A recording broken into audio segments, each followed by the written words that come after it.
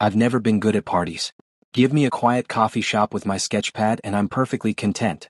But my best friend Taehyun had been relentless about his birthday celebration, and I couldn't say no to him.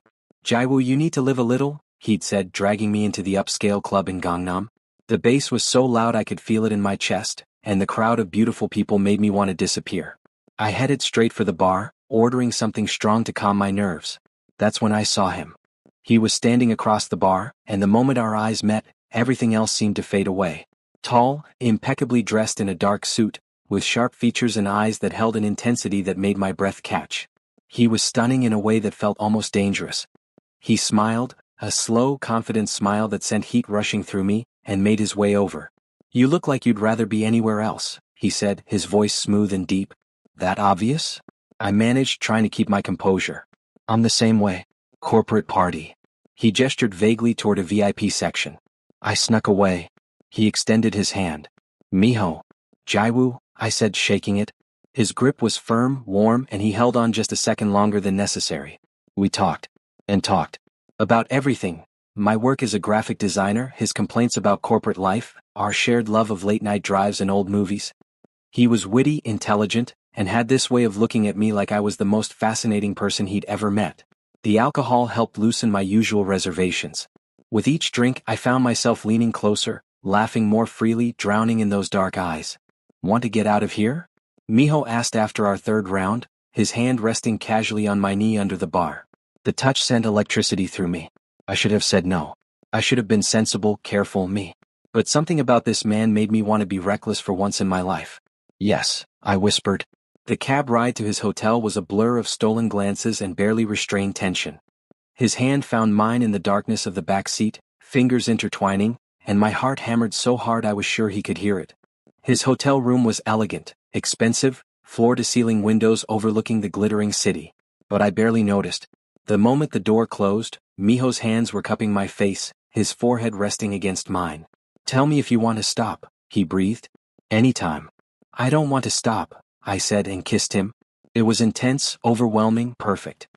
His lips were soft but demanding, his hands reverent as they explored. He touched me like I was something precious, whispering my name like a prayer. Every kiss, every caress felt like coming home and falling apart all at once. That night I felt things I'd never felt before, wanted, cherished, alive. I woke up to sunlight streaming through unfamiliar windows, my body tangled in expensive sheets. Miho was asleep beside me, his face peaceful, one arm still draped across my waist. He was even more beautiful in the morning light. Panic hit me like a wave. What had I done? I just had a one-night stand with a complete stranger. This wasn't me. I didn't do this. What if he regretted it? What if he expected something I couldn't give? What? I carefully extracted myself from his embrace, trying not to wake him. My hands shook as I gathered my clothes, getting dressed as quietly as possible. On the hotel notepad I scribbled, "Thank you for last night, Jay." It felt inadequate, but I couldn't find better words. I took one last look at him, memorizing his face, the curve of his lips, the way his hair fell across his forehead, and slipped out the door. 2 weeks passed in a haze. I threw myself into work, but at night I couldn't stop thinking about him. His touch. His voice. The way he'd looked at me like I was everything. I'd been too scared to leave my number, and now I'd never see him again. It was probably for the best. Right? Jaiwoo, I have exciting news, my father said over our weekly dinner, his eyes brighter than I'd seen them in years. My father, Han Doyen, had been alone since my mother passed 5 years ago. I'd worried about him, about his loneliness. I've met someone, he continued, his smile warm.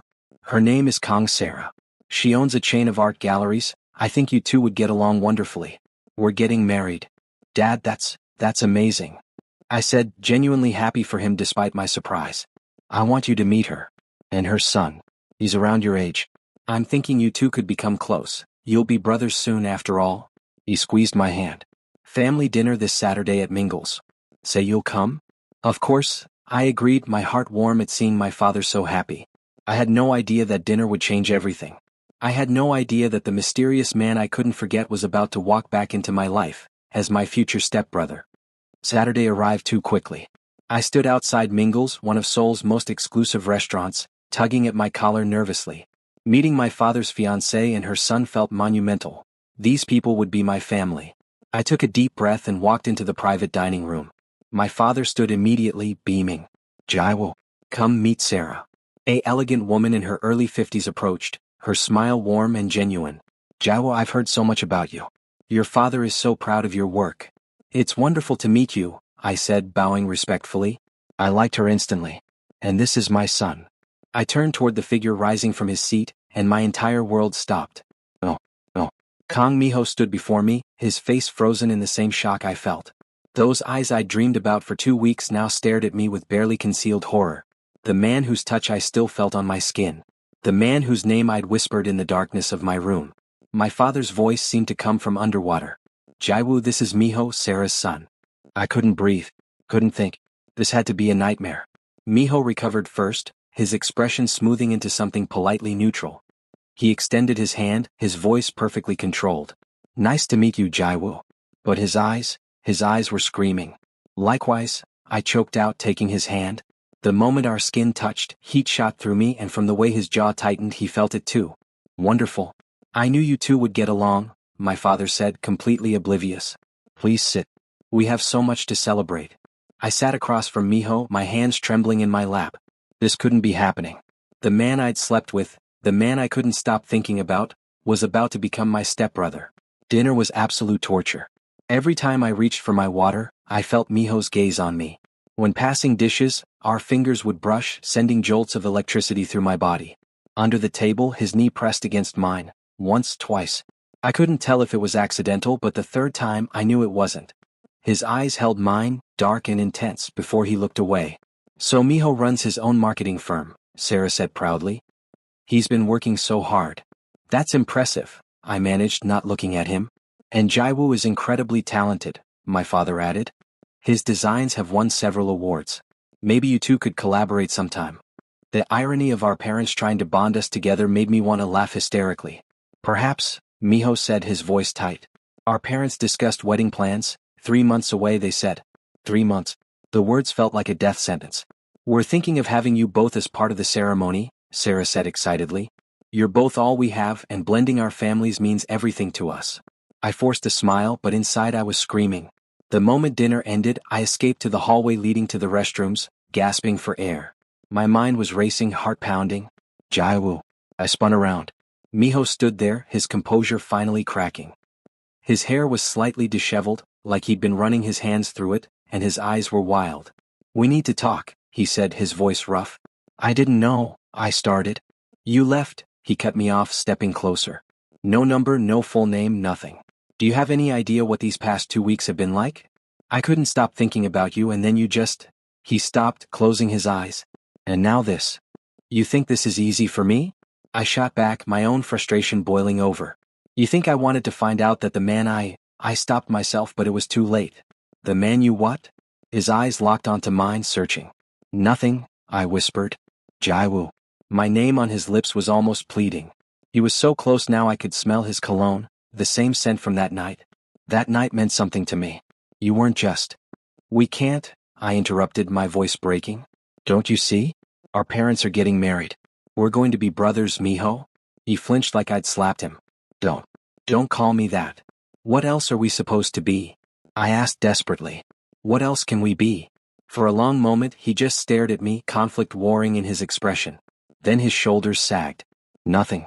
We have to be nothing. His voice was hollow. We need to forget that night ever happened, Jaiwoo. For our parents' sake. Can you do that? I challenged. Can you really forget? His jaw clenched. I have to. We both do.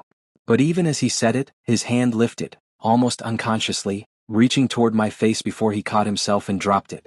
Miho? Jaiwoo? Everything okay? My father's voice called from the dining room. Fine, we both called back in unison. Miho stepped back, creating distance between us. When he looked at me again, his expression was carefully blank. We should get back. I nodded, not trusting my voice. As we walked back to our parents, side by side but miles apart, I knew one thing with absolute certainty. Forgetting Kang Miho would be impossible. And from the tension radiating off him, the way his fists clenched at his sides, the quick glance he stole at me before we entered the room. He knew it too. Our parents toasted to new beginnings, to family, to love. All I could think about was how fate had played the cruelest game of all. 1 month before the wedding, my life became infinitely more complicated. A massive water leak in my apartment building made it uninhabitable for at least a month. My father's solution? Move in with us. Sarah and Miho are already here. It'll be good practice for being a family. I nearly choked on my coffee. Now I stood in the hallway of my father's house, staring at the bedroom across from mine. Miho's room. Just a few feet separating us. Every single night. This is your room, my father said cheerfully, oblivious to my internal panic. Miho's right across the hall. Convenient, right? Very, I said weakly. The first week was careful choreography, avoiding the bathroom when he might be there, leaving for work early, staying in my room during the evenings. At family dinners we were polite strangers. We barely spoke beyond necessary pleasantries. But the awareness never left. I heard every time his door opened, every footstep in the hallway, the sound of his shower running. At night, I lay awake knowing he was just beyond that wall, wondering if he was awake too, thinking about me. It was driving me insane. 10 days in, I gave up on sleep. At 2 a.m., I padded downstairs to the kitchen for water, wearing only my t-shirt and sleep pants. The kitchen light was already on. Miho stood at the refrigerator, shirtless, drinking water straight from a bottle. His back was to me, lean muscles shifting under smooth skin, and for a moment I considered fleeing back upstairs. Then he turned. Our eyes locked. Neither of us moved. His hair was messy from sleep, his eyes dark and unguarded in the dim kitchen light. The bottle hung forgotten in his hand. Can't sleep either? He asked softly, his walls crumbling. Too much on my mind, I admitted, moving to the sink. He set down the bottle, taking a step closer. Then another. Jaiwoo, do you ever think about that night? I should have lied. Should have said no, that I'd moved on. Instead, the truth spilled out in a whisper, every day. His breath hitched. He was so close now, close enough to touch. His hand lifted slowly, fingers barely grazing my cheek, feather-light and devastating. This is wrong, he breathed, but he didn't pull away. I know, I said, leaning into his touch anyway. We stood frozen, teetering on the edge of something we couldn't take back. His thumb traced my cheekbone and I saw the war in his eyes, desire fighting responsibility, want battling guilt. Then he jerked back like I'd burned him. I can't do this to them. To our parents. He left the kitchen quickly and seconds later, I heard his bedroom door close firmly. I stood there for a long time, my cheeks still tingling from his touch. After that night, everything changed. We stopped avoiding each other, but the tension only grew worse. It was in every glance that lasted too long, every accidental brush of hands, every moment charged with things we couldn't say. He helped me carry groceries once, our fingers tangling around the same bag handle. We both froze, staring at where we touched, neither of us letting go for several heartbeats. One evening, I fell asleep on the couch watching TV. I woke up covered with a jacket, his jacket smelling like his cologne. Across the room, Miho sat reading, trying hard not to look at me. Thank you, I said softly. You were cold, he replied, still not meeting my eyes. But I saw the tension in his shoulders, the way his hands gripped his book too tightly. Everything came to a head one afternoon when I was in my room, sketching. The door opened without warning. Jaiwoo, I borrowed your... Oh, sorry. Miho stood in the doorway holding my charger. His eyes had landed on my sketchbook, the private one I usually kept hidden. The one filled with drawings of him. My heart stopped. I'd drawn him from memory dozens of times. His profile, his hands, the way he smiled that night at the bar, the intensity in his eyes. He set down the charger slowly and crossed to my desk, picking up the sketchbook with trembling hands. Page after page of his face stared back at him. You're talented, he said finally, his voice thick with emotion. He turned to me, eyes blazing. Is this how you see me? I couldn't lie. Not anymore. Yes. He set down the sketchbook carefully, then crossed the room in 3 strides. His hands framed my face, urgent and gentle at once. Jaiwoo, I've tried. God, I've tried so hard to stay away from you. His forehead pressed against mine, his breath warm on my lips. But I can't stop wanting you. I can't stop thinking about you. It's driving me crazy living across the hall, being so close but unable to. Then don't, I whispered. Don't stay away. He kissed me. It was desperate, hungry, weeks of pent-up longing pouring into that single moment. His hands tangled in my hair, pulling me closer, and I gripped his shirt like he might disappear. It was even better than I remembered, more intense, more real, more everything. My back hit the desk, sketchbooks scattering, but neither of us cared. His lips moved from my mouth to my jaw, my neck, and I gasped his name. Suddenly he pulled away, horror flooding his face. No. No, we can't. He stumbled backward. Our parents are getting married in 2 weeks, Jaiwoo. 2 weeks. Miho. I'm sorry. I can't. I'm sorry. He practically ran from my room. I heard his door slam across the hall and then silence. I slid down to the floor, my lips still burning from his kiss, my heart shattered. Something had to give. We couldn't keep living like this, wanting each other, fighting it, breaking apart. 2 weeks until the wedding. 14 days to figure out what to do with a love that should never have existed. 7 days until the wedding. I was drowning. Miho had been avoiding me completely, leaving before dawn, coming home after midnight. The few times we crossed paths at family dinners, he wouldn't meet my eyes. It hurt more than I thought possible. My father and Sarah were blissfully unaware, excited about the wedding, about becoming a family. Their happiness made my guilt unbearable. 3 days before the wedding, Taehyun showed up at my door, took one look at my face and dragged me to a cafe. Talk, he demanded. You've been miserable for weeks. I broke. Everything spilled out. The one-night stand, discovering Miho was my soon-to-be stepbrother, living together, the kiss, the impossible situation. I expected judgment. Instead, Taehyun leaned back and said, "Okay, but here's the thing, do your father and Sarah love each other?" "Yes, but does their happiness depend on you and Miho pretending to be brothers when you're clearly not?" "That's not the point. Isn't it?" Taehyun interrupted. "Jaewoo, you met Miho first. You fell for him before you had any connection to each other's parents. You haven't done anything wrong." He grabbed my hand. "But your happiness? That's slipping away because you're too afraid to fight for it." His words echoed in my head all the way home. That night, I stood outside Miho's door, heart pounding. Before I could lose courage, I knocked. "Come in." His voice was tired, defeated. He sat on his bed, still in his work clothes, looking as exhausted and miserable as I felt. When he saw me, something flickered in his eyes, hope, maybe, or fear. "We need to talk," I said firmly. "Really talk." For a moment I thought he'd refuse. Then he nodded, patting the space beside him. I sat, and for the first time in weeks, we really looked at each other. "I can't do this anymore," I said. "This pretending, this avoiding each other, this—" My voice cracked. "I miss you. Not just from that night, but from these past weeks. I miss talking to you. Jaewoo, let me finish." I took a breath. We met before our parents. What we felt, what we feel, it existed before any of this family situation. We didn't do anything wrong. But our parents love each other, I interrupted. Their relationship isn't dependent on us being brothers. They'd be happy whether we existed or not. I turned to face him fully. "But I won't be happy pretending you're just my stepbrother when you're so much more than that." Miho's carefully maintained composure crumbled.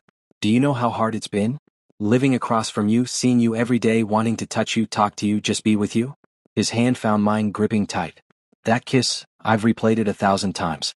Leaving your room was the hardest thing I've ever done." "Then why did you?" "Fear," he admitted. "Fear of ruining our parents' happiness. Fear of making things complicated. Fear of—" He stopped, his thumb tracing circles on my hand. "Fear of wanting you this much." "I'm scared too," I whispered. "But I'm more scared of losing you without ever really having you." For a long moment we sat in silence, hands clasped, years of loneliness and longing hanging between us. "I don't want to be your brother, Jaewoo," Miho said finally, his voice raw. "I want to be the man who wakes up next to you. The man who supports your dreams. The man who loves you." My breath caught. "You love me?" "Since that first night at the bar," he said, cupping my face. "Maybe even before I knew your name. And every day since has only made it worse." "I love you too," I breathed. "So what do? "We tell them," he said with sudden certainty. "Together. We tell them the truth." The next morning we asked our parents to meet us in the living room. My heart hammered as they sat on the couch, curious and slightly concerned. "Is everything okay?" Sarah asked.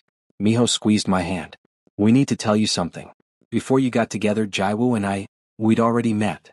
My father's eyebrows rose. "Met? At a party?" I continued, my voice steadier than I felt.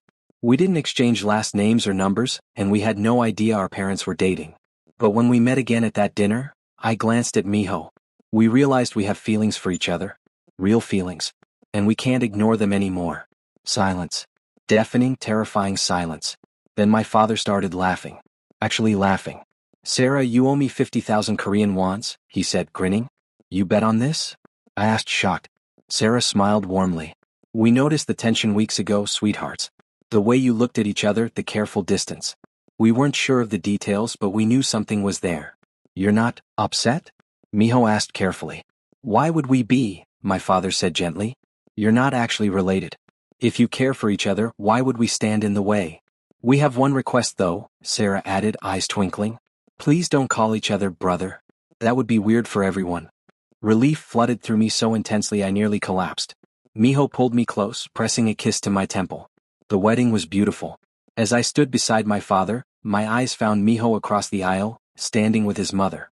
He smiled, that same smile from the bar, and my heart soared. At the reception he pulled me onto the dance floor, uncaring of who watched. So, Jaiwoo, he murmured against my ear, since we're not brothers, would you go on a real date with me? I laughed, actually laughed for the first time in weeks. I thought you'd never ask. As we danced, I realized fate hadn't been cruel at all. It had been perfect. Because sometimes the most complicated situations lead to the most beautiful love stories. And ours was just beginning.